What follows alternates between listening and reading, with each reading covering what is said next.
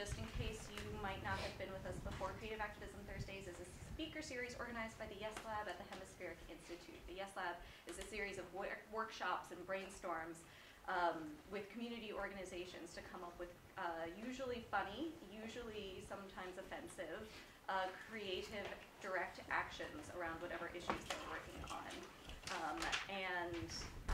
We started this series to bring people who are doing revolutionary work and across many fields together to talk about the history of their work. So today is our final installment. If you'd like to find out more about the series and about the Yes Lab, go to yeslab.org. All the information is there.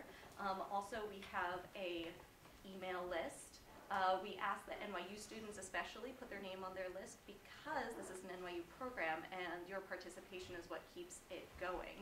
So I'm just gonna give it a little right there. If you're already on the list, please feel free to just pass it along. Even though this is the last in our series, there is another event happening next week, next Tuesday. It is at NYU's Vanderbilt Hall on 40 Washington Square South, and it's organized by the Institute for the Humanities, which has supported the Yes Lab in this series quite generously in the past, and it's called What the Hell is Going On in Bahrain? So, Mariam Al-Khawaja is actually going to be there and going to be talking about the work that her family has been doing in Bahrain recently. I highly recommend that you check it out if this is at all interesting to you.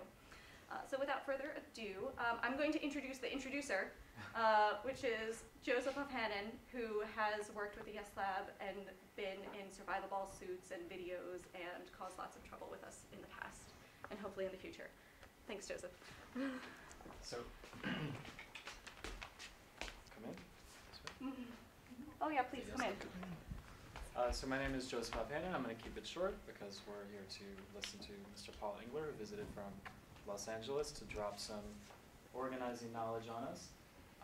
So Paul is the director of the Center for the Working Poor in Los Angeles, and the center it's this kind of hybrid space of organization that provides services to primarily immigrant workers, many of whom have been fired and screwed over for trying to organize a union.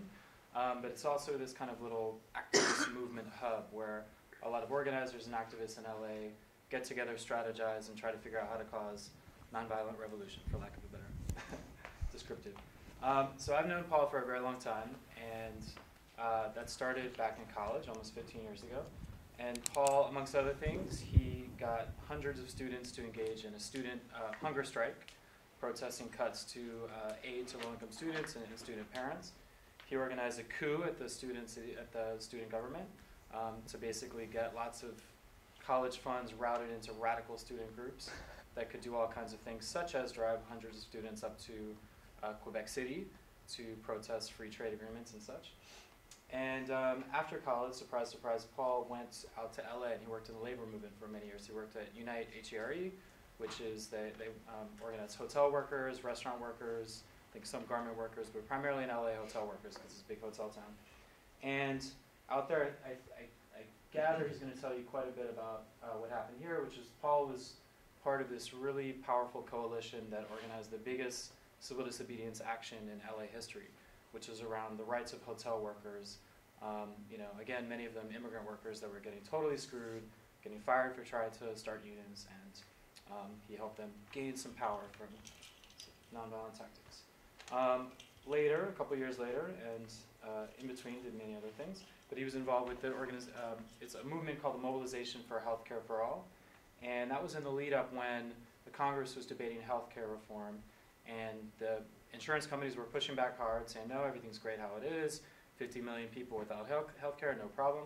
So Paul and a number of other organizers, they organized actions all around the country. So hundreds of people did sit-ins at insurance company offices, shut down offices, got major news around asking for a public option and really highlighting how crappy and poisonous the insurance companies were behaving in the lobbying. And last but not least, he is, when he's not doing all that, he hangs out with Serbian revolutionaries who deposed the Milosevic government and then have gone on to kind of tutor other nonviolent activists around the world. He then goes off sometimes to silent meditation retreats. And then more recently, he's involved with a movement called 99 Rise that I think he's going to get into in quite a bit of detail here. That's a new grassroots direct action, nonviolent movement to focus attention around the poisonous impact of big money in our politics and corporate capture of government, and using strategic nonviolence to up the ante and make some fucking change. So yeah, last but not least, actually very lastly, and then Paul gets to go, is he's working on a book about strategic nonviolence. So after you sign up for the SLAB mailing list, you should keep an eye out for Paul's book in the next year or so, because I think it'll be very interesting. Without further ado.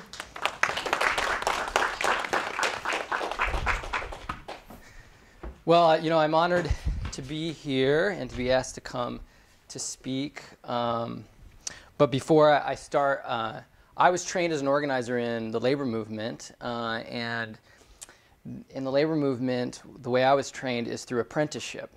And it takes years and years to be an organizer, and they teach you how to tell your story because no one trusts you when you knock on a door unless they know who you are and why the hell you do what you do. So I'm going to tell you a little bit about who I am before I go into talking about really heady stuff.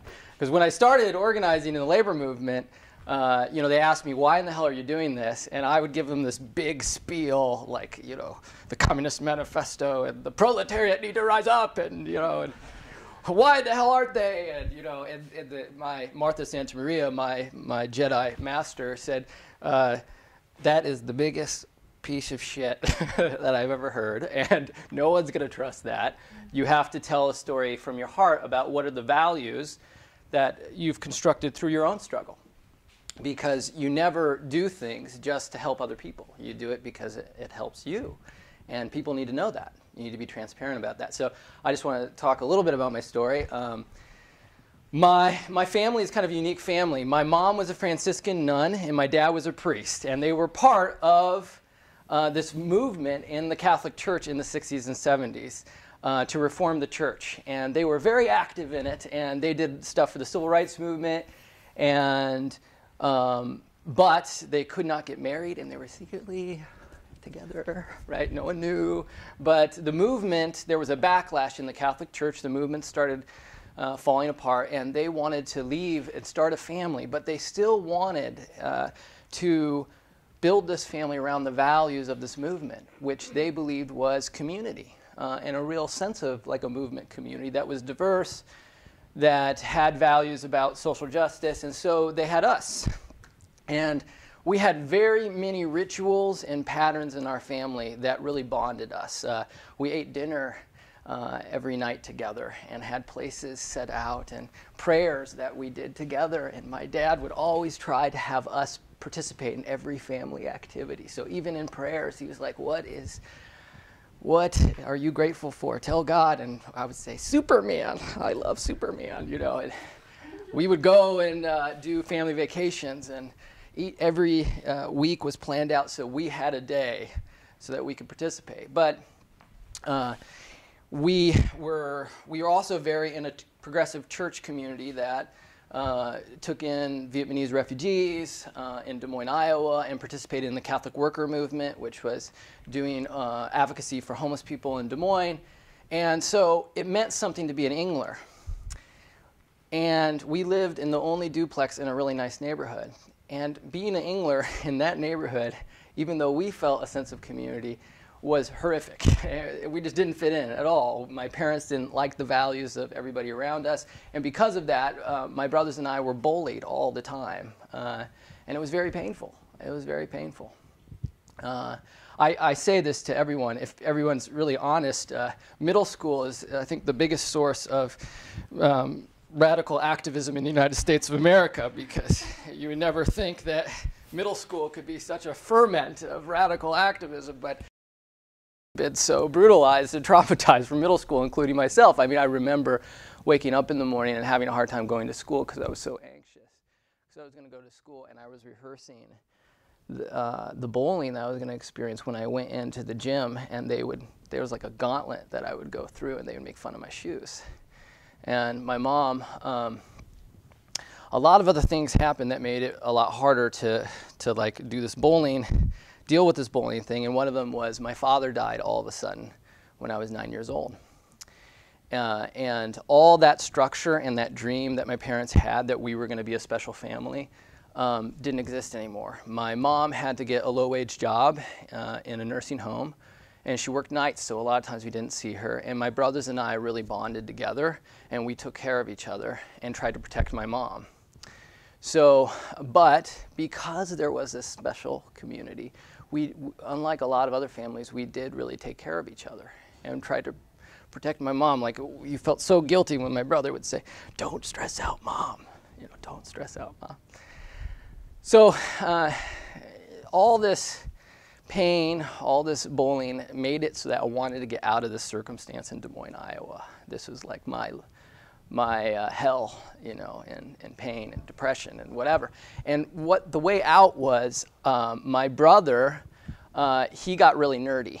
And he, without anybody's permission, without my mom's permission, because she has so much financial anxiety, he got into Yale. And my mom said, "You can't go, you have to go to the state school because it's cheaper and you're closer to the family." And he made a decision. He said, "I love my brothers, I love you, Mom, but I have to leave because I'm going to die if I stay in Des Moines." So he went to Yale, and he thought it was going to be like intellectual Shangri-La. He thought it was going to be this awesome place where ideas were talked about and everybody was nerdy. And he went there and he's like, "This is worse than high school.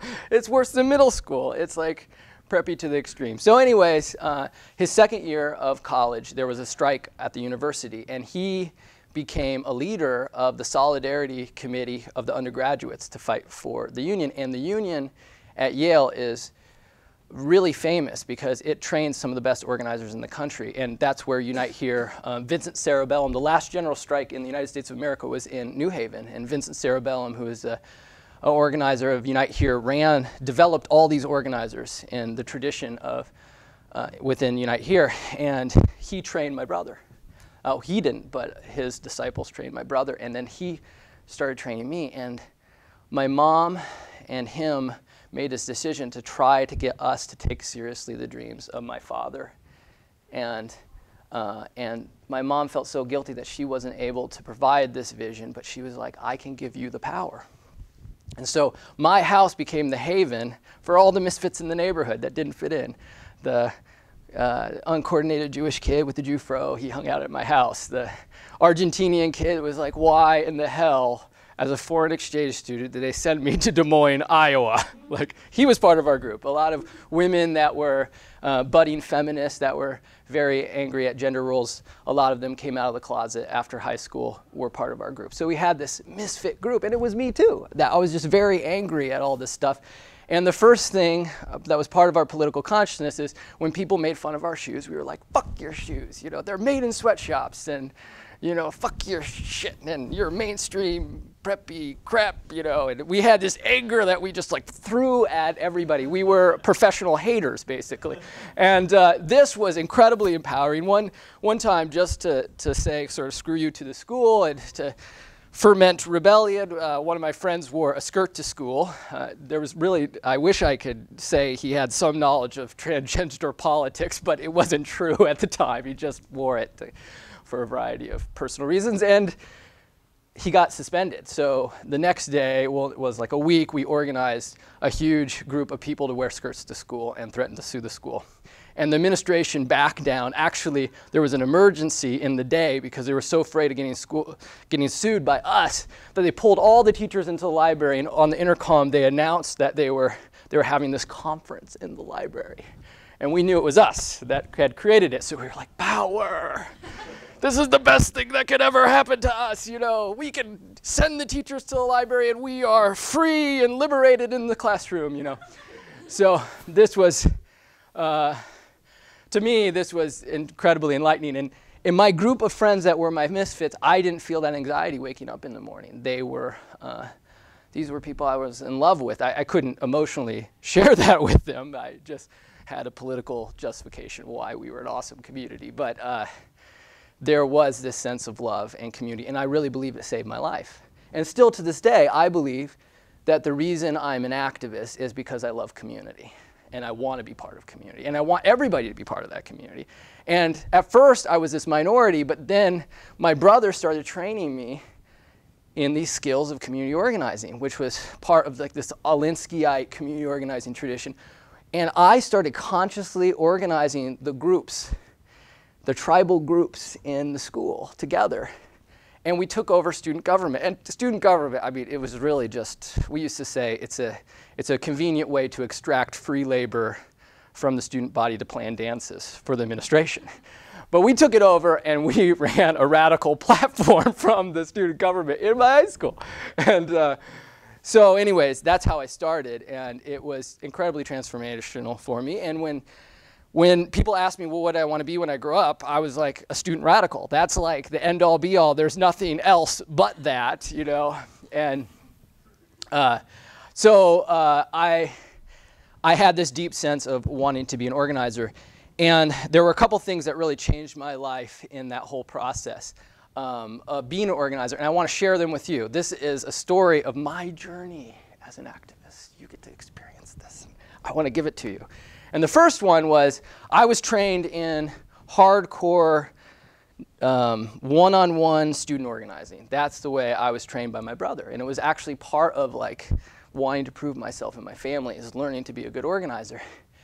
But something happened that really changed that, and what happened is we were taking on many different causes at Hampshire College. Joe was part of my group, Student Action, that we formed, and we took over student government at Hampshire. But we were sending people to, lots and lots of people, dozens and dozens of people to get arrested at the School of Americas to protest this training camp that trained basically soldiers that were indicted for war crimes against people in Latin America. And we did mass civil disobedience. And there was this debate about whether or not to go to Seattle for this anti-globalization protest or go to School of the Americas. And one of my best friends who runs the center with me, he chose Seattle, and I chose School of the Americas because that was the biggest civil disobedience. And I thought it was going to be the biggest thing in the world. But Seattle was awesome. I was wrong. He was right. And I wasn't at Seattle, and I regret that. I wanted to be there. But what happened after Seattle was something I never experienced, because I was studying this organizing model that was based on structure, building organizational structure. And what happened is the momentum of Seattle exploded. And for a week, it was on the front page of New York Times. And the whole campus scene transformed overnight. What?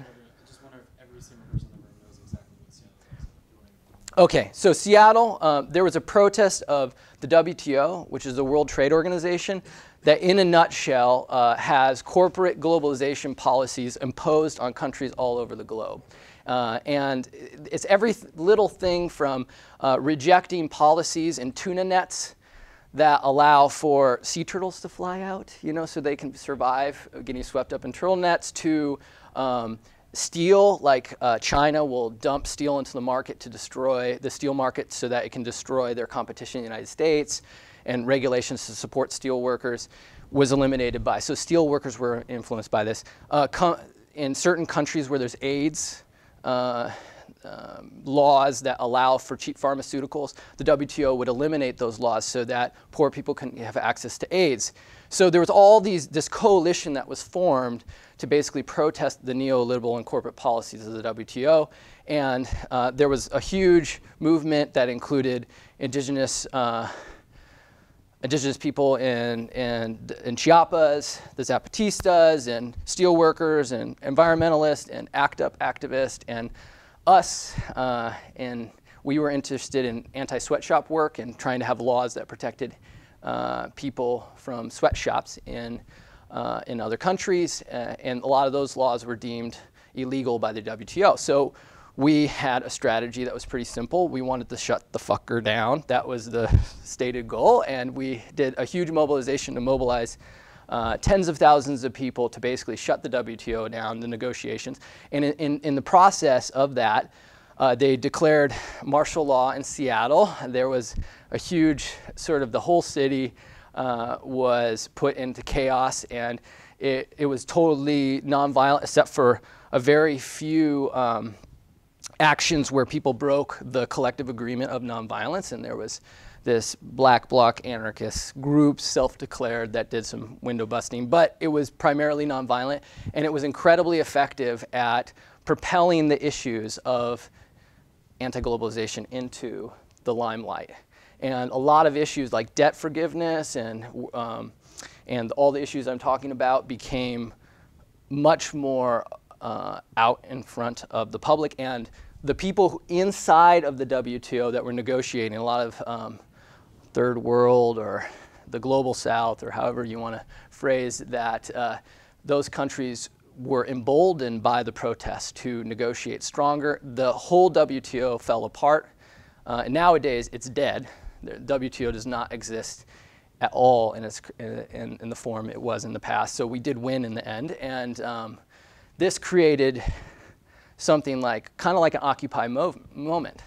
We had all this energy and all these students wanted to get involved in this movement. And it was different than anything I've seen, because normally I was used to organizing people through these really intense one-on-one relationships with people. And the first meeting we had after Seattle, we didn't even advertise. We just announced this meeting, and we expected like a dozen people to show up, and over 100 people showed up to that meeting. And we're like, what the fuck is happening?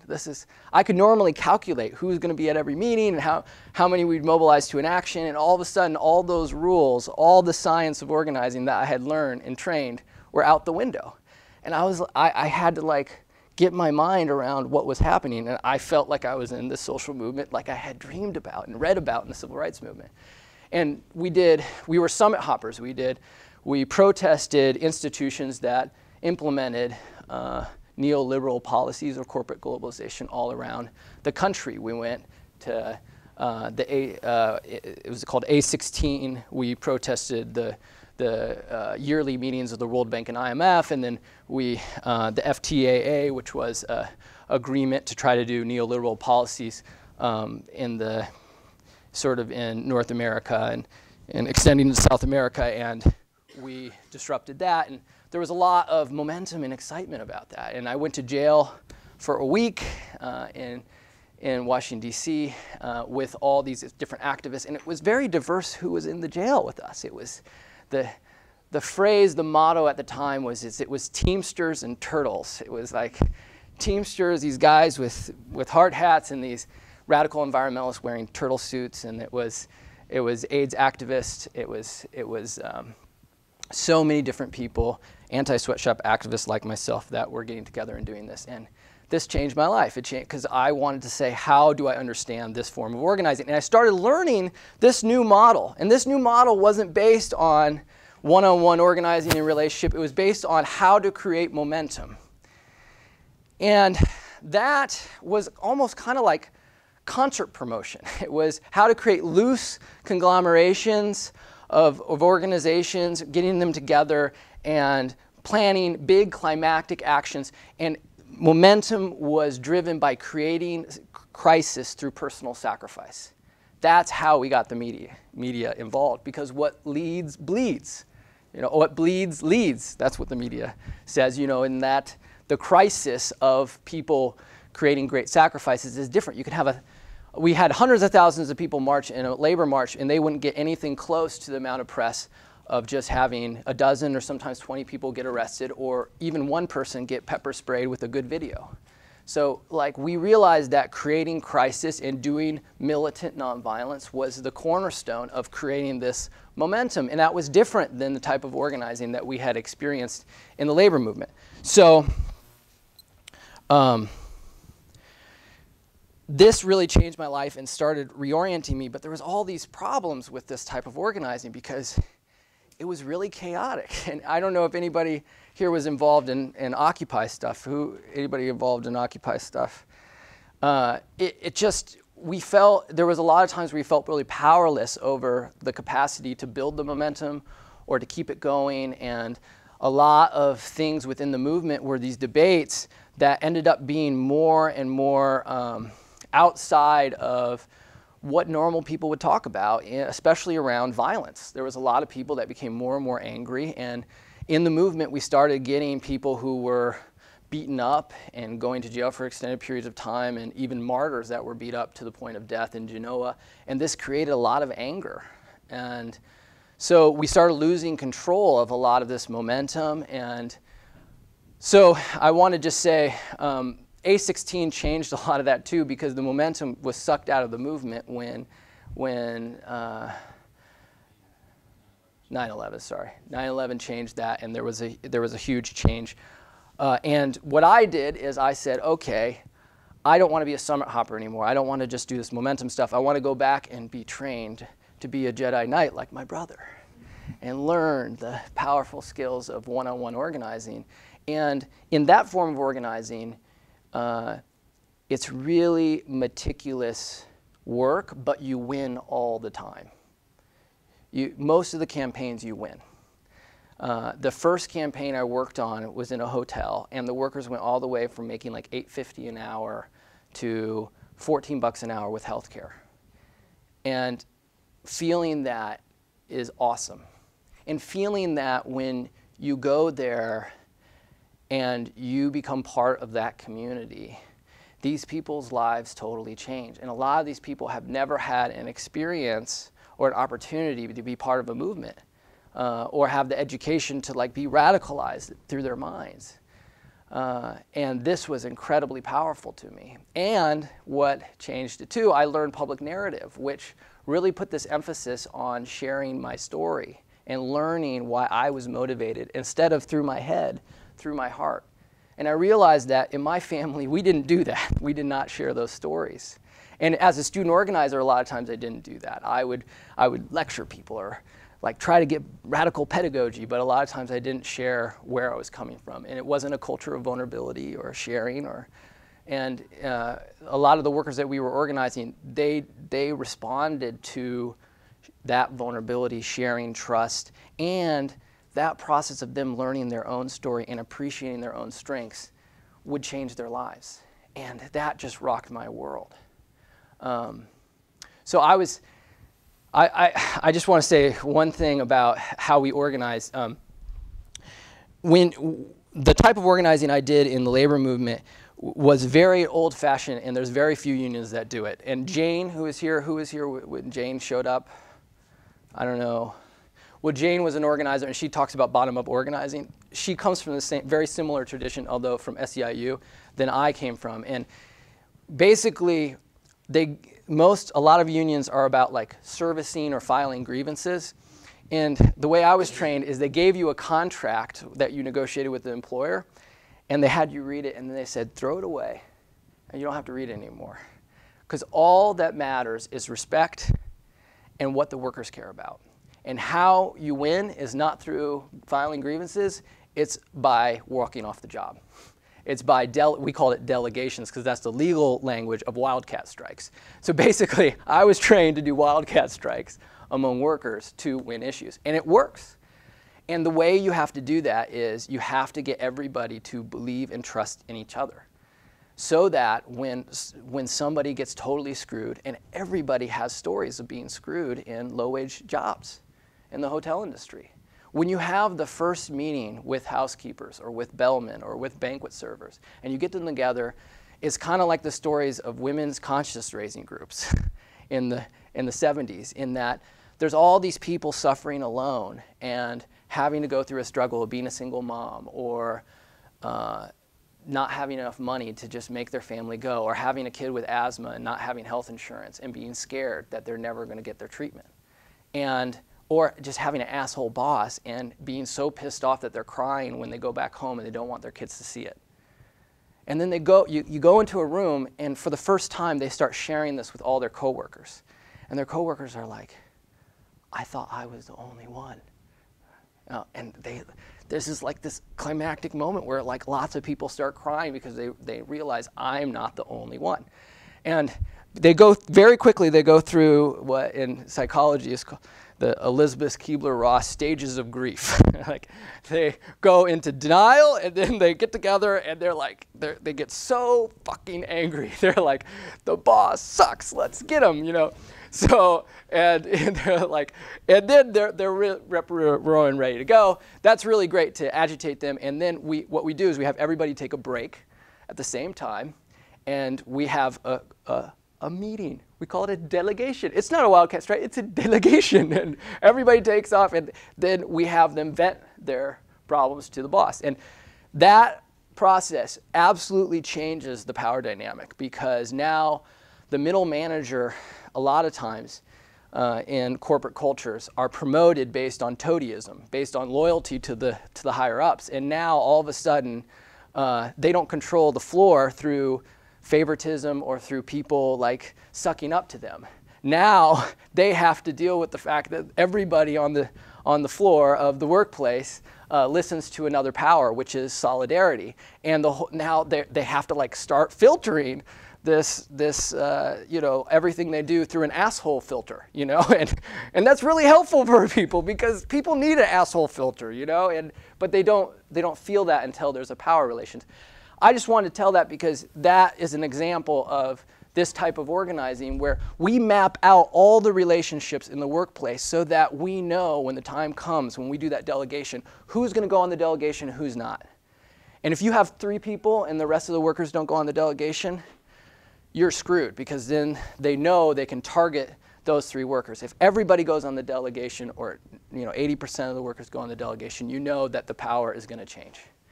So how you do that is a science of social mapping, of building relationships, of doing one-on-ones, of doing all this stuff. And this is what I was learned, and I was amazed at the power of these organizers. They can knock on doors, and people, were so afraid to talk to them because it could mean losing their job. And then 20 minutes later, we're sitting on their couch and everybody's crying about telling their story, And I'm like, how did they do this, And I had to learn how to do that. And it took me 6 years and a lot of therapy and a lot of work to basically realize that I had all this pain and this was driving me, and this was incredibly liberating to me. But the problem about this is, you're in the trenches and you win, but you win only for small groups of workers. And you feel like you're winning all these little battles for these workers, but you're losing the war. We're probably going to lose Social Security benefits. We're losing the safety net in the United States of America. We're losing healthcare costs are going through the roof. I mean, these are all things that the workers really care about. And even though we might be winning in their workplace, as a whole, we're losing. And we're losing, the labor movement's losing, we don't have as much power. So one thing that really rocked my world, the next thing that rocked my world is in Los Angeles, the biggest base of people that can be mobilized to a protest is the labor movement. And the labor movement, the workers, it's very diverse. Unions are very diverse in Los Angeles because a majority of all the workers that we organize, though, are Latino. And so we are invested in issues around immigrants and being undocumented and the struggles of undocumented workers, because we see them in the workplace. The boss who we have delegated threatens people that they know are undocumented, that I'm going to fire you. So we constantly fight for immigrant workers. And so we are part of these coalitions that are mobilizing for immigrant rights. And for years we would do these yearly marches on May 1st and March 25th. We had these marches, but something happened. There was this climactic bill by this really racist congressional bastard, Sensenbrenner. He passed this bill called the Sensenbrenner bill and he did something really stupid, is that he didn't just go after immigrants, he went after the people that serve immigrants. And he was saying that if you consciously serve or harbor an undocumented immigrant, that you would be arrested. And so the Catholic Church flipped out, and lots of people said, if this law gets passed, we will commit civil disobedience. The Cardinal Mahomey, who's actually not that progressive of a Catholic bishop, said that all the priests were going to commit civil disobedience against this law. And that was the beginning. There was tons of backlash, and it created this momentum that was a lot like after Seattle. Everything changed in the LA. Every conversation you would hear on a subway was about Sensenbrenner. You could hear it just in the vibe of the city. And in March 25th, we normally do these marches, and a good march, we might get 2,000 or 3,000 people, and most of them are mobilized through structures, through one-on-one relationships. And our union can mobilize 800 people, and we know exactly who's gonna show up. And we show up to this march, and literally there's 250,000 people at this march. 250,000. For someone who's an organizer, that I really care about numbers. You know, I listen to numbers, I watch for numbers, and this was just immense, the level of mobilization. And not just that, it kept on going, the momentum kept on going. We kept on saying we're going to do more, and then in the April 10th, there was another protest, and it got even bigger, and it started spreading to other cities. This is a shot of this. It's hard to see this, but this is all people. And you can't see the end of the march. You can't see the beginning. This is LA City Hall. You would get up on like 20 stories up on a building, and we'd have photographers try to see how many people we had. And literally, you couldn't see the end of the march. It was amazing. And then April 10th was more people. And it spread to bigger cities. And May 1st, after that, there was student walkouts. And student walkouts where huge portions of the whole public school system in Los Angeles walked off. Bigger than anything we've ever seen in the Chicano rights movement in the 60s and the 70s.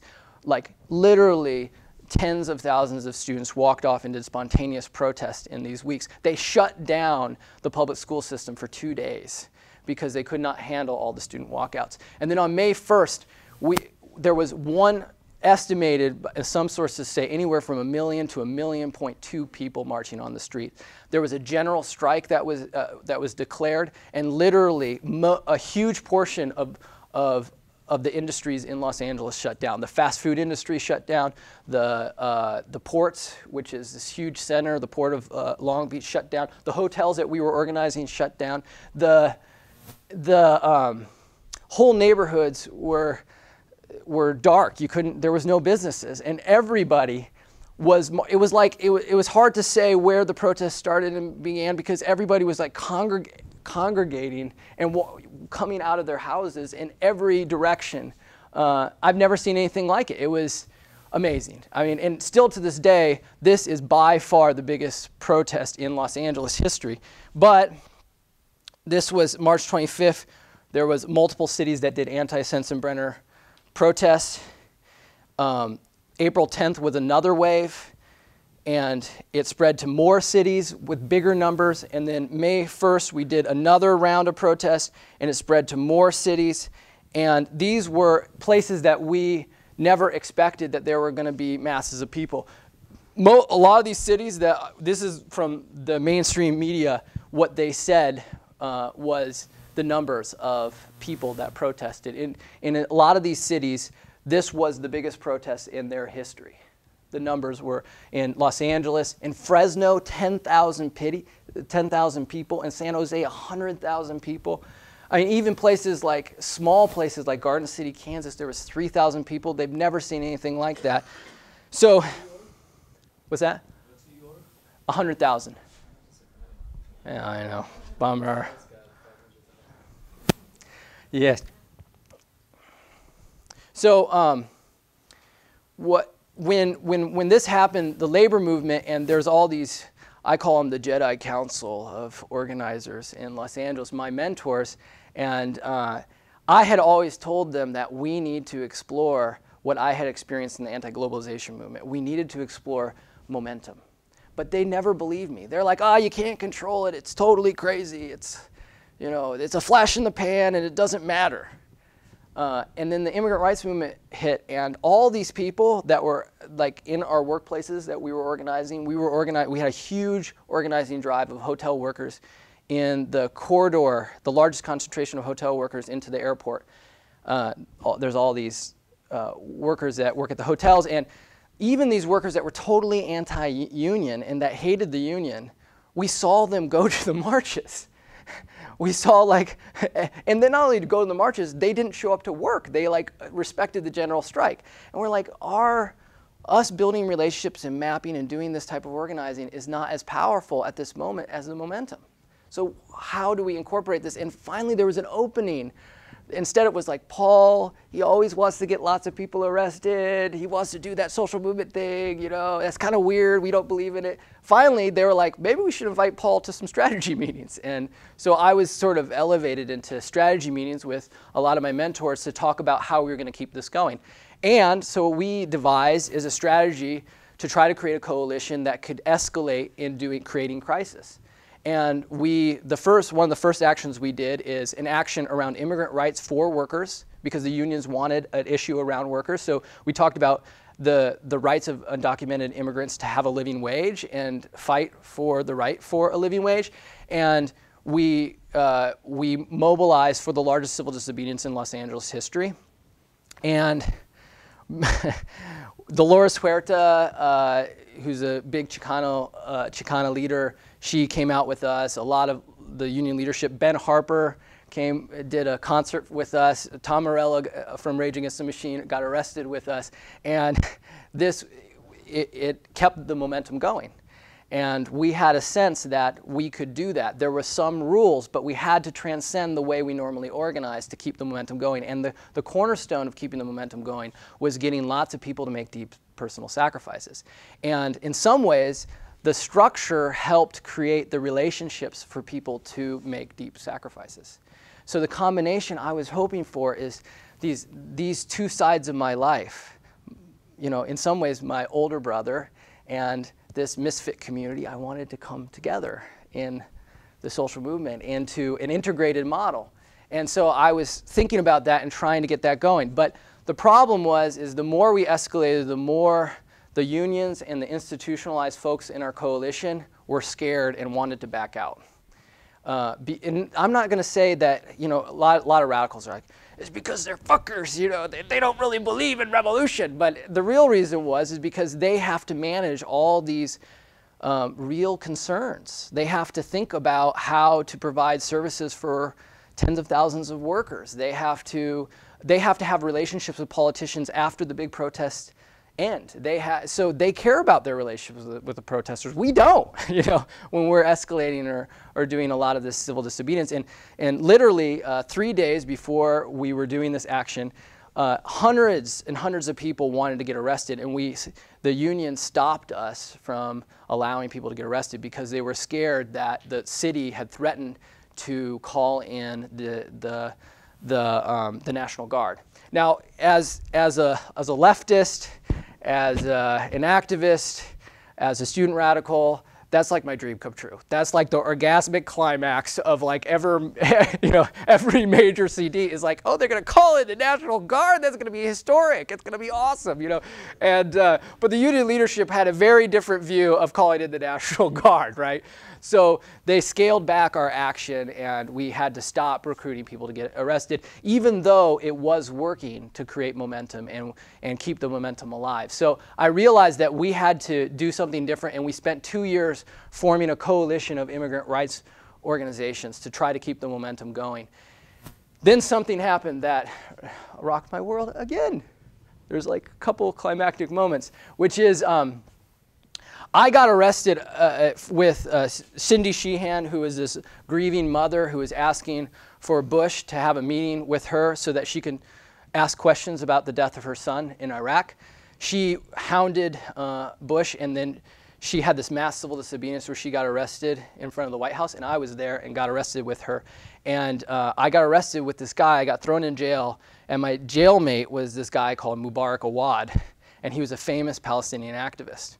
And he was amazing. And basically, he set me up with these guys called ICNC, the International Center for Nonviolent Conflict, and we needed enough money to get all the coalitions together in a conference. And Jack Duvall from ICNC said, we will give you money to fly everybody in. We're not going to pay anybody, but the only way we'll do that is if you guys listen to these Serbians train you in nonviolence. And we thought that was kind of condescending, and we were very arrogant. I'm very arrogant sometimes. I'm a recovering asshole, but I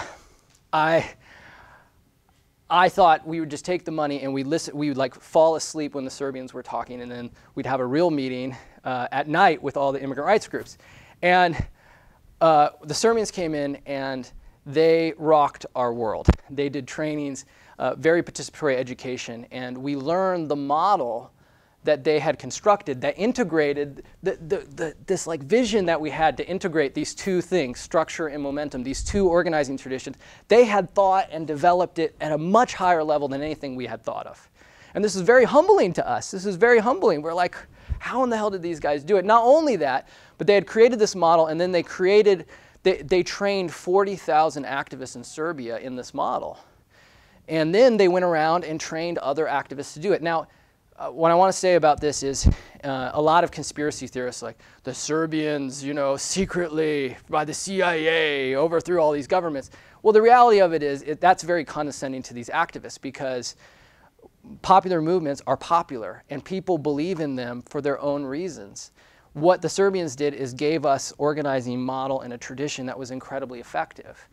But it takes, that's only one small part of making organization work, is having the theory and having the philosophy down. And so this model was much more advanced than the model that I learned in the anti-globalization movement, which I started studying and writing my thesis. I went back to school, I wrote my thesis on this dynamic between structure and momentum. And their model is about how to create cycles of momentum. How do you create cycles of momentum? By integrating these two different models. And I just want to go over, these are actually slides from my brother, where these are moments, momentum, like we call these moments of the whirlwind, where the laws of organizing change. And Bill Moyers, who's a movement philosopher, theorist, he calls these peak events, but these are the sort of the four that I sort of talked about. And this is different than these two different structures. One, the building organizational structure. Saul Alinsky is like one of the major theorists. He's like a community organizer from Chicago. He wrote Rules for Radicals. The labor movement is sort of the embodiment of that. While Gene Sharp is like the theorist of how to do these mass movements, how to create momentum. Gandhi is, in Gandhi's movement, was using those tactics, and he called it satyagraha. The Midwest Academy is the training arm.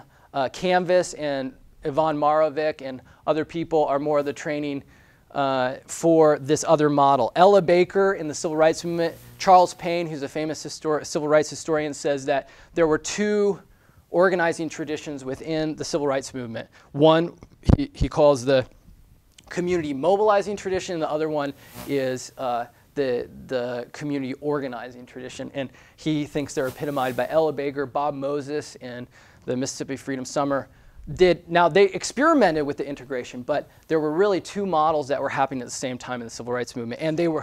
Could you just say again what the two? They both sounded like the same thing. Okay, so this is about mobilizing. This is about creating momentum and stuff. And Martin Luther King actually said, we created a new model primarily from the Gandhian tradition to create momentum through deep personal sacrifice and escalating nonviolent action.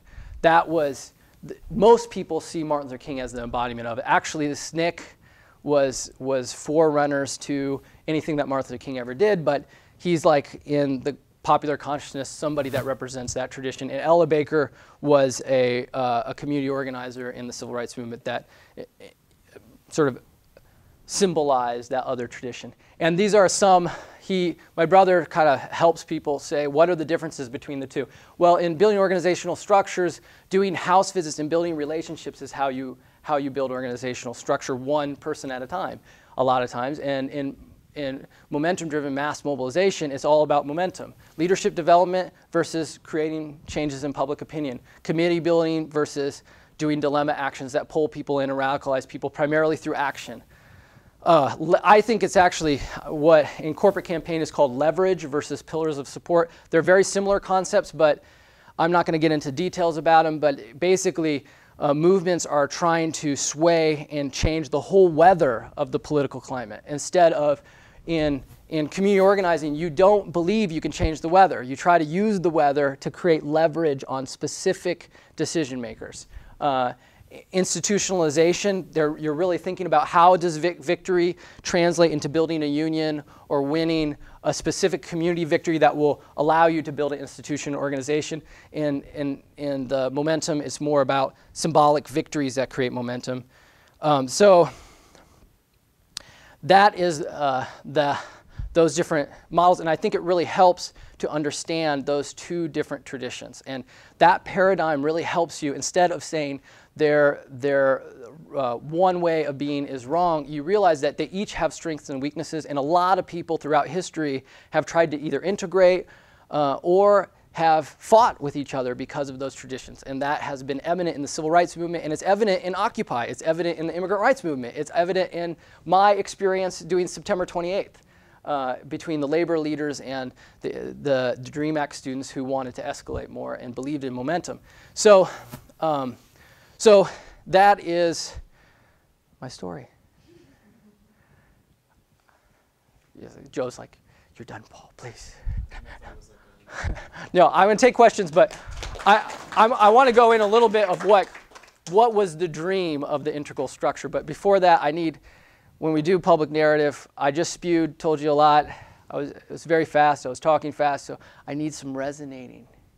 I need some affirmation. Okay. Yay, thank you. Thank you very much. Thank you very much. Yay. I'm special. Yay. Woo. So, was that interesting? Joe. Joe said he was going to heckle me. He did say beforehand. Okay. But was that helpful? Was that an interesting juxtaposition of two different concepts? I have a question for you. What is helpful from what I said? What felt were interesting and helpful for you? I think especially thinking about cycles of momentum is really useful. Because a lot of times people talk about activism as if it's like either everyone is apathetic and doesn't care and never wants to get engaged, or everyone is working towards something exciting, and then when that's over, it's completely over. So I was thinking a lot about how thinking of it as cyclical helps us relate our period of time and over many different political issues. Yes. So that was cool. Fine. What you're saying about when your two examples, the Seattle and the immigrants' rights thing, it kind of makes me realize that I feel like every movement kind of needs like a big bad thing to happen to like mobilize so hugely against. Like a peak event. Yeah. Like you wouldn't be able to have like 250,000 people if there wasn't that bill. Yes. Would you care to mention anything about the Democratic Party on the issue? Because I was on the May 1st in 2006 mobilization, and it was very disappointing to see Hillary Clinton, who was, by the way, on the promoting the WTO agreements. Bill Clinton was one of the main promoters of the WTO treaties, right? He was, now, yes. Then afterwards, the Democratic Party just swallowed this energy, and well, I don't know what you could say about that regarding your problem. On the other hand, you're saying the need for the unions, and they need to build the organization, but then the role of the Democratic Party is only on that.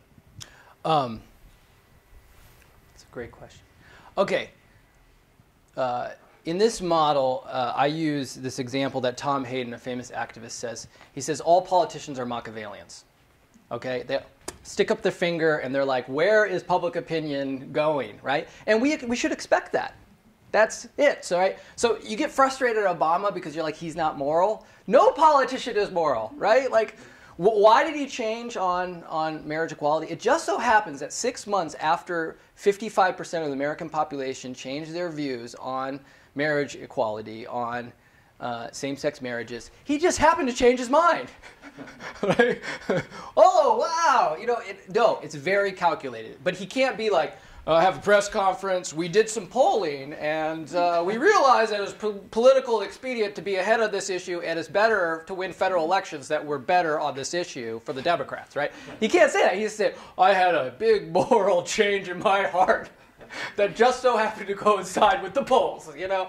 So when you're in the trenches and you're fighting these local fights in the neighborhoods or in the workplace, you gain power through workers forcing, showing up to protest through their relationships and walking off the job.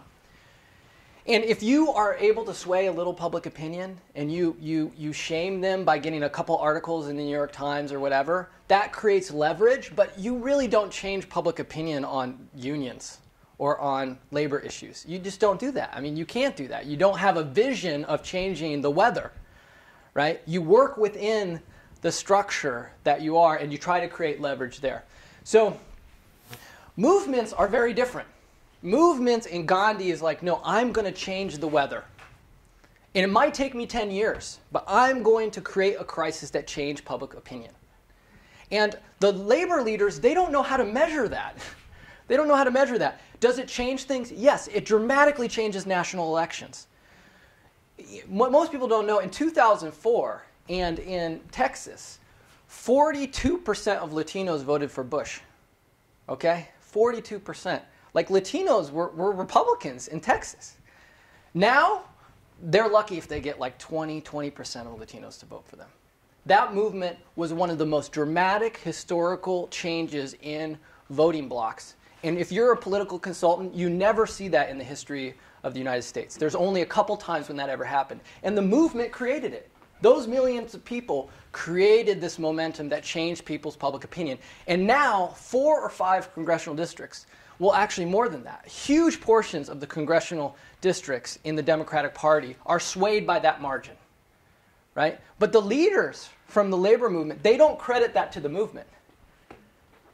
So they're like, well, that immigrant rights thing was just a flash in the pan, but we didn't get any union agreements out of it. We didn't get any contracts out of it. We didn't get any labor leaders out of it because they're not used to measuring the weather. And the politicians, they come from a different viewpoint, which is they don't believe in the possibility of a movement changing public opinion dramatically. They don't do that. They try to fight within where the weather is. Most of the time, except for very rare moments, do politicians say, I want to change public opinion, instead of just manipulate whatever public opinion there are. And because of that, movements have won. The most dramatic changes in American life has not come from politicians, it's come from movements that have changed the way we look at women voting, or child labor, or the right for black people to vote, or anti-segregation in the South, or the end of Jim Crow. All those things happened. At first, it was only a minority of the public that believed in it. And in 1960, it was unimaginable in 1963 that they were going to be able to pass something. But there was these moments, 5 or 6 of those moments that were created by the movement that changed public opinion. And it created this change that we won things that would have never been imaginable in 1960. And why I'm telling you all of this is because the thing is, there is a lot of people that want to be politicians. There's a lot of people that want to be policymakers. There's a lot of people who want to work within the system to figure out what the weather is and just work with what weather is. But what I'm saying is there is a science out there. And Gandhi believed in it. He said it was the law of the spirit, it was the law of nonviolence, and it was a science of creating crisis that can dramatically change public opinion in our lifetime. And it requires a level of personal sacrifice and investing in a social movement that most people don't want to be the first leaders to do. And a lot of people don't get the benefits they do from being what Marshall Gantz calls transactional leaders. Social movement leaders are transformational leaders. We change the rules, we change the weather at which everything changes. And really, just to be honest with you, if I were to bet on whether or not the human race is going to survive because of climate change, I would bet against the human race. I think we are fucked because the 99% controls all our policies, and the only hope, I believe, is 1%, sorry. The 1%, it would be great if the 99% controlled all our policies. I think that this is the science that we need to learn, and it's not going to be by people doing what everybody teaches you to do to work in the system. It means joining a social movement and putting your body on the line. And I think that's the great hope for the world, and that's what I want to give you in this talk. So I actually organize for climate justice, and I really want to know, where can I access this amazing Serbian model for organizing? Yes. Well, the model. Yes, I get to talk about the model. So first thing, the 99 Rise is a new coalition that we created with many groups, some of them coming out of Occupy, where we're trying to translate this model that was used in Egypt and Serbia and all this to the United States context. And this model is actually very similar in a lot of ways to the model that Occupy used. It's consensus-based, it's decentralized, it's based on momentum, it's based on doing climactic crisis, hunger strikes, large marches, mass civil disobedience. But it has certain things that allows it not to go nutty. And what I mean by nutty is that once you unleash the firestorm of momentum, you have to have good source code. You have to have good in DNA for good evolution to happen. And the way you do that is you need to train people in the basic rules of how social movements work. Or else they have different philosophies of how change happens. Now, that's okay, right? For a punk counterculture has a philosophy of changing the world. It's not necessarily bad for the punk counterculture. It creates a great counterculture of like fucking the man and like listening to hardcore music and like feeling different than everybody else. That's not a bad, that's a counterculture prefigurative strategy. But for building a popular movement, that is not going to work. And I'm not saying people can have tons of diversity or autonomy, but they need certain rules. And the basic rule of all social movements is that we win through winning a popular support, a popular majority. Every single major change that social movements have brought about, from women's rights to the right for black people to vote, from child labor and Social Security, happened because we won an active supermajority that enforced their will. The DREAM Act students that won the right to not live in fear, for the federal government to give them a form of amnesty or at least a little bit of protection, was because they polarized the shit out of the Latino community so that Latinos would not vote for any politician that did not support the DREAM Act. And they did that by hunger strikes. They went to jail. They went on large marches. And because of that, they created a crisis. Not for white people as much, but in the Latino community, DREAM Act students are the biggest issue if you poll in the Latino, one of the biggest issues in the Latino community, because it's like, it is the symbolic issue that a lot of people in the Latino community use to test whether or not a politician is supportive of their community. And that was created through a movement. It wasn't created through politicians. So can you talk a little bit about Rise 99 Rise? Yes. Wow, thank you so much. It's like a prompt. So 99 Rise is 99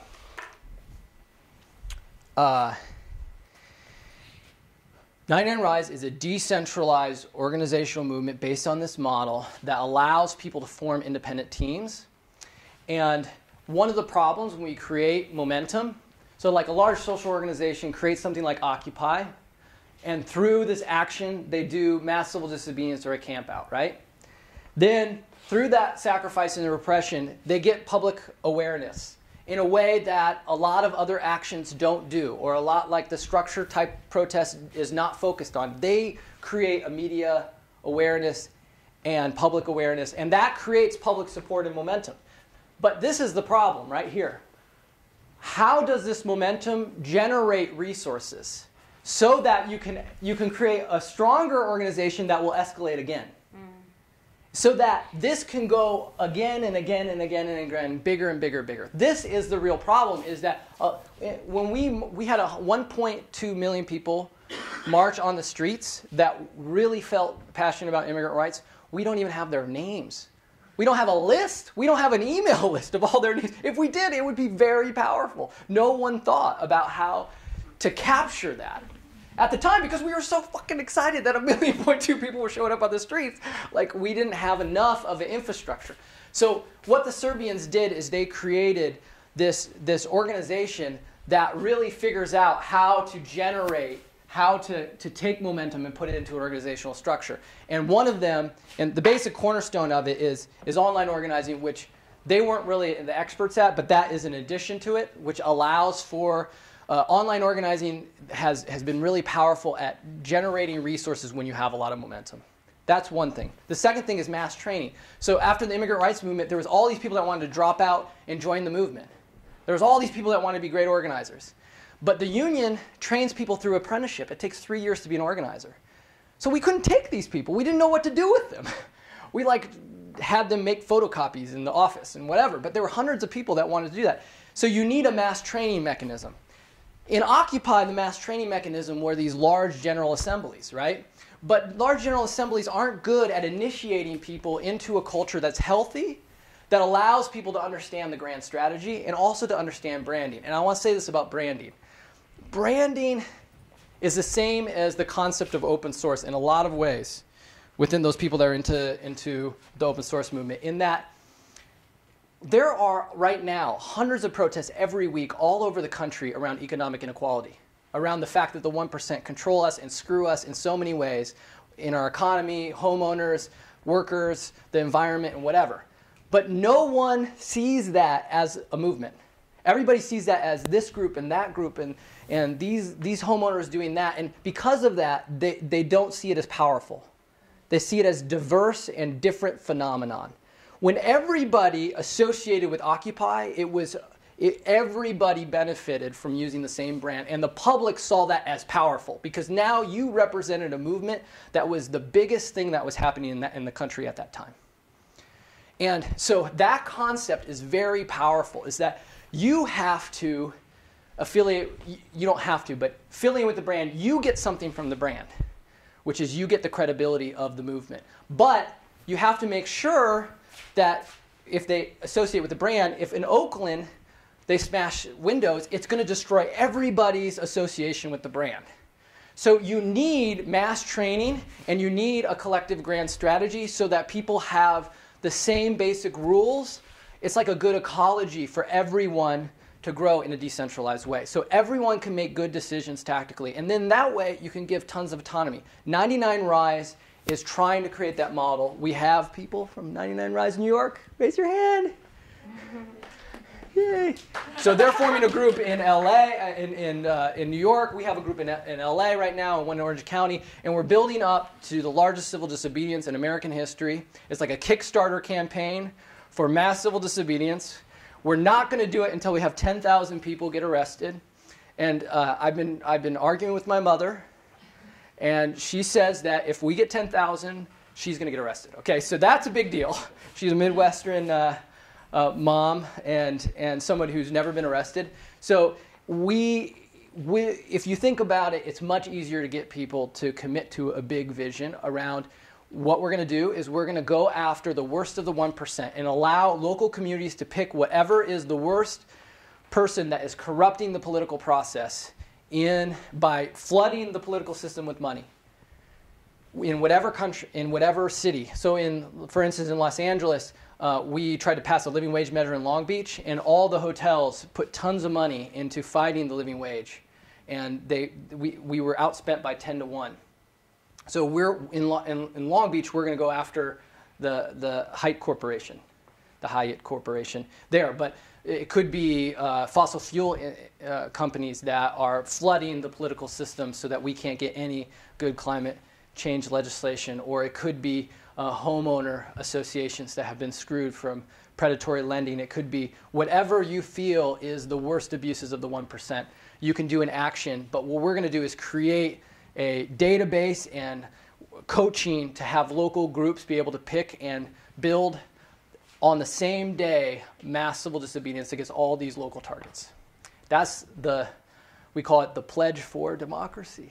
So At this point, there are some people, including myself, who signed up for the Pledge for Democracy to get arrested. Yes, so we are asking people, please join us in the largest civil disobedience in American history. That is going to, if we get that critical mass, we know we're going to create one of these cycles. And hopefully we have a plan that it will get lots of people into mass trainings, build an online infrastructure that then can create a bigger round of mass civil disobedience. We also want to do marches, hunger strikes, things like that. But a lot of that we want to be led by local groups. The thing is, too, local groups, we believe consensus is great, but it's good if people have a lot of rules about what they can and cannot do that will hurt everybody, but then they have a huge sort of beach they're a huge field to play in and to work in, a whole territory. They're able to innovate good stuff, and the best ideas float to the top because people get to pick what ideas are the best with their feet. They get to show up with their feet. That was very different in Occupy. It was very hard because all the ideas had to be filtered through a General Assembly. So there was like a bottleneck at the General Assembly. So we give local groups a lot of autonomy, and a lot of this concept about creating a movement ecology and doing more autonomy and doing a decentralized movement that can escalate again and again is based on the concept that people need to be able to vote with their feet, and especially if they're going to make deep sacrifices. So that's the model. You can show up to a day-long training. They just had a day-long training last week, right? They're going to do another day-long training in probably next semester, I'm guessing, or maybe in the summer. I'll hand around a sheet if people want to sign up to 99 Rise. And we will send you information if you want to come to a mass training. Okay. I'll hand this around. You can just write your name and email and stuff. Any other questions? Or Also, we're having an action on May 14th. We can also email you guys stuff as well. Where is it? We're deciding right now, but we're focusing right now on the issue of public financing within New York and how that relates to student issues and having students' voices obviously heard in the government. We're sort of figuring out the logistics of where it will be. We're thinking maybe, I mean, if you guys have any good ideas, but we were thinking maybe outside of the main library of 42nd, or we were part of civil disobedience downtown near Chase, so we're thinking maybe also down there. How'd you pick that date? Well, we're going to do it. Right now, there's a lot of congressional hearings about the different bills that are going to be potentially passed. So we're going to have one this upcoming Tuesday, but there's also a lot of Occupy stuff going on. Like a lot of people are going to Albany, so we didn't think we'd have as much support here. thank you. Figure that we'll use the momentum from May 7th for our action. Go ahead. Thank you. I have a couple of questions. Yes. One is, I believe in historical models. Yes. And obviously, I think that there's wisdom to be gained from understanding the past. Two things that I think, if you could address, I'll be grateful. One is the idea of co-optation and infiltration, how that affects momentum, and how do we account for those type of ideas. And then the second is media and public awareness. One of the things that concerns me is that with media being one of the elements that it could be inherently at our opposition, one of the issues that arose that I found with the Occupy movement was that they weren't able to control the narrative in the media, and it was able to diminish momentum in a way that seemed very difficult to recover from. So how do we account for, because we don't own media. That's right. Right? And the people who we are, in opposition against in terms of plutocratic corporate structures, they can develop and control the narrative in a way that is not necessarily in our advantage. These are two great questions or comments. Well, first thing I want to talk about co-optation. Lyndon Johnson gave a famous civil rights speech in 1963 after Birmingham. And he used the phrase, "We shall overcome," which was a motto of the civil rights movement that they sang. And this was after 8 school children were killed in a bombing in Birmingham.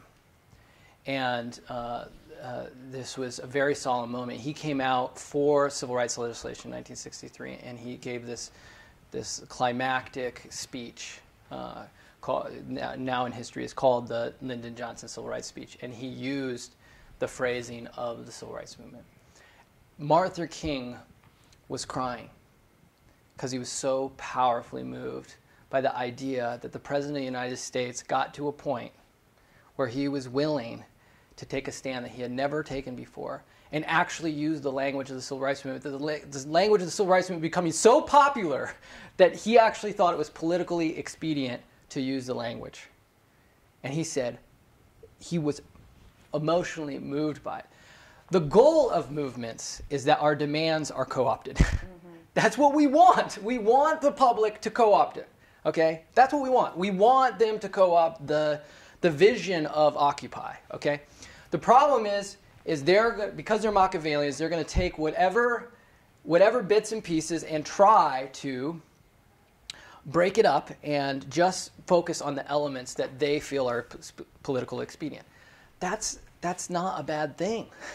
That's not a bad thing. As long as the movement still exists and is going to keep on pushing, we expect that. So there's all these people that are like, Obama is co-opting the DREAM Act students because they're so popular in the Latino community. He wants the Latino vote.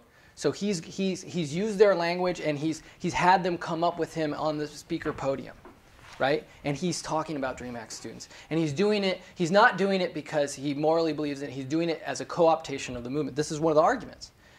But if you talk to the DREAM Act students, they're like, holy shit, this is awesome. We're winning. Like, this is the greatest thing that is happening to us, right? And the fact that I was a part of the immigrant rights movement where everybody's anger was focused on ICE and not on the politicians. A Republican could do tons of raids and no one would care when people were scared to go out of their houses because the movement wasn't strong enough to focus people's anger on the target. Our movement is going to keep on going whether or not we get co-opted. And what we have to do is build the organization that constantly holds them accountable. But we want to be co-opted. Now, countercultures, like the punk music and the grunge and different countercultures that I've been part of, we don't want to be co-opted. Because if mainstream media takes up punk music and it becomes part of the mainstream, our counterculture doesn't exist anymore because now frat boys at UMass are listening to Nirvana, right? So we don't have a counterculture anymore, right? But that's a different type of, that's a countercultural politics versus strategic nonviolent politics. We want to win popular support. And what popular support means is that 60-70% of the American population is going to strongly believe in whatever your movement believes in. And all those people aren't going to feel as deeply as you about the issue. But the more they believe in it, and it's the movement then, once we win DREAM Act, then we push for amnesty for all immigrants. And then we push for a thing upon, whatever is the next issue. We keep on pushing. Our job is to get them that they have to co-opt us to survive. What's that? That it becomes the popular expedient thing. That's right. So that's number one. Number two is actions are guerrilla theater. Okay, they're guerrilla theater, and you can't control this guerrilla theater. It's like impromptu. It's like reality television without the script. Okay, now you could say that reality television, like you don't know what's going to happen, but you actually do because you can set up the stage. You set up the actors. You set up everything, and they are going to cover it from their lens, obviously. But if certain things happen, we can predict what people are going to do. And a lot of that has to do, first thing, with whether or not you're violent or not. If you are violent, and polling will show you 80% of the American population is not going to support you. because they're scared that you're going to get their mama. Okay, they're scared that you're going to destroy their windows at their house. I know it's a large leap for lots of people to think that that would happen with Occupy protesters, but in the American consciousness, there is a real aversion to violence. So number one is you can't be violent. Number two is you can set, we call it the 4 factors of polarization. You can predict how the media is going to, now you're not going to have always the best narratives, but most of the time if you have the 4 factors, which are high levels of personal sacrifice without disruption, so the more disruptive you are, the least support you get. But disruption is not necessarily bad because it creates a crisis, but you have to figure out, well, whether how much you can be disruptive and get a majority on your side. No matter what, there's going to be a polarization. There's going to be people who are more against immigrants because the DREAM Act students are going to do this. But if you polarize 70% of the American population on your side, which happened in the Civil Rights Movement, they lost the South, but they won the war. They won everybody else in the American public. So the second thing is the demand. The demand has to be popular. We shut down the strip that led into the airport, but people in Los Angeles supported us because they believe in well, number one, Los Angeles is a majority Latino city, and number two, they believe in living wages. If you poll people, 85% of the Los Angeles population believes in a living wage. So they knew that we were shutting down the street for a living wage. And because of that, they supported the cause. Even if the narrative was like, we were rebel rousers and we were crazy and, you know, and the mayor hated us and all this other stuff, the public still supported us because they understood the demand, the symbolic demand. The third one is constituency. You have to worry about who is it, you know, like how do they look? Because the thing that Fox News always wants to do is say, these are people that are not you. These are dreaded hippies. These are crazy people. So having diversity, having people that they relate to helps with polarization. And the fourth factor is creating good narratives. And Joe, my friend from Avaz, he has a whole science of how to create good narratives around actions, how to create actions that create narratives that can be picked up. Smart Meme, or the Center for Story-Based Strategies, is a whole training site or training center that trains people in doing good narrative work. And that is those 4 factors. If you know them, you can control a lot of the narrative. You can't control it all, but you can get, and you can predict, like, normally I can predict what percentage of the American population is going to support any protest now, because I've been doing it for a long time. But labor leaders and a lot of mainstream people who are really powerful, they're really scared of polarization. Because even though they get a majority, they're scared of losing the minority that is going to be polarized against you. But as activists, we're like, polarize the shit out of the public. As long as we have a majority, let polarization happen.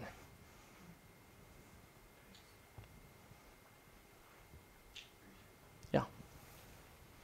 Any other questions? What was the resource you mentioned after Smart Meme? It's the Center for Story-Based Strategy. They just changed their name, like, I think 3 months ago. So now Smart Meme people are now the Center for Story-Based Strategy. And actually, Jonathan Matthew Smucker was part of, he was just sitting back there. He helped create some of the curriculum for Story-Based Strategy, Center for Story-Based Strategy. I love their work. Yeah, I love their work. So any other, give me some more feedback. Was that helpful, what I went through? Vote of confidence? Any other comments, transformational moments that happened in me spewing at you? Yes. I mean, I guess I'll say that, having been involved with Occupy, and when it was really hot and it was really like, it felt, like it was this big, amazing wave, and hearing you talk about momentum and hearing you talk about co-opting, it's like I'm getting like flashbacks of so many things that went horribly wrong. Like, yeah. I mean, in my opinion, my big takeaway, if I could like when people kind of like ask about it, yeah. I'm just like, honestly, I just realized, and I explained this in some version, but usually I describe it as like, you need to create an alternative for things, but you also need to work within the structures that already exist, and like those two things just have to work side by side together. Otherwise, you're not going to get people to get on board, and like we're calling ourselves 99%, but like we're not, like we're so small, and like I have so many friends that are just like scared to come out in support, because even though they believe in the content of what we're saying, it's too radicalized in the media, and it's like we're radicalizing ourselves. It's like, because it was like hip to be radical. Yes. So that became a really big problem when, I don't know, like when it came down to it, like the momentum wasn't going to happen because we didn't have that area, that problem area that you pointed out in the cycle. It's like once you have support, you need to be able to build on that support and be like, okay, like what are the like actionable steps that we can take? How can you get Susan Sarandon or like whoever to like not just like make an appearance, but to actually contribute something like significant so that we can like get stronger. And there were just so many problem areas that like, I guess it's not really a question. It's just kind of Yeah, like, no, I relate to a lot right now. of what you're saying. But this is what I want to say before we end, and I think this is very important, is Occupy changed public opinion. Yeah, that's exactly what I was going to say. It's like what you were saying earlier. It changed the weather. It changed the whole presidential campaign. It changed about what people discussed during that campaign. So this is part of the presentation that my brother did, is why Occupy made a difference. And he goes through each of these momentum-driven movements, and he talks about all the victories in the global justice movement. And people still think, because the movement, the anti-globalization movement, doesn't have the momentum anymore, that we didn't win anything. But before the movement started, we win Jubilee 2000. Like, there's been debt relief. Before the movement, no one even talked about that. The WTO is dead. The Free Trade America Agreement collapsed. Latin America revolted. These are all the countries under a neoliberal anti-globalization platform took power, partly because of changes in public opinion, both in Latin America and the United States, because of the movement. These are all the countries, went all the way from being pro-Washington to almost all of Latin America being anti-neoliberalism.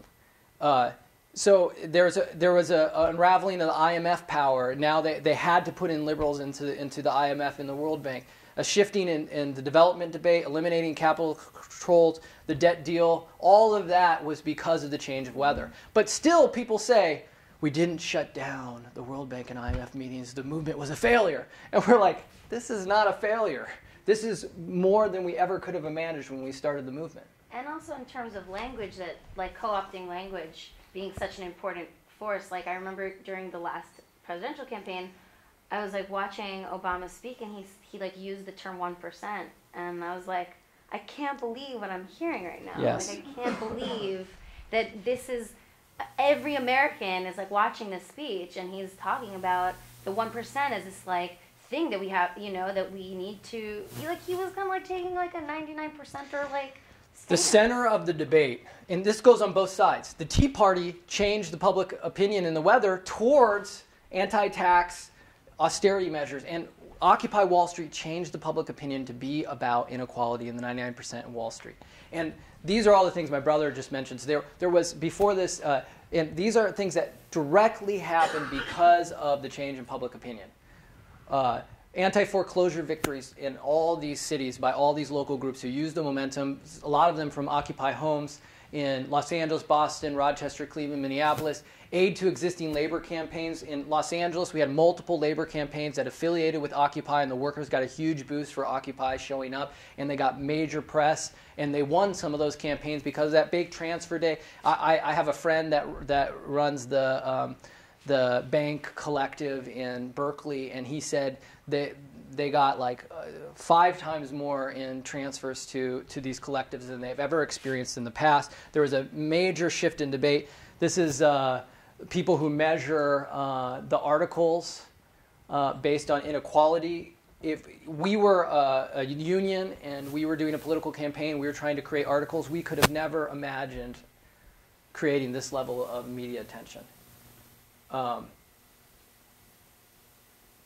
So there was electoral ramifications in Ohio. There was this anti-union measure.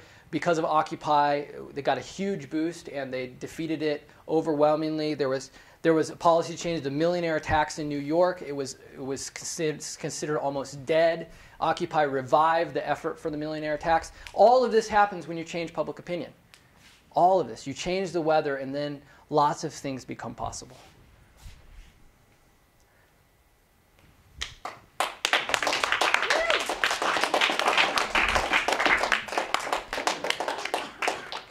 All right.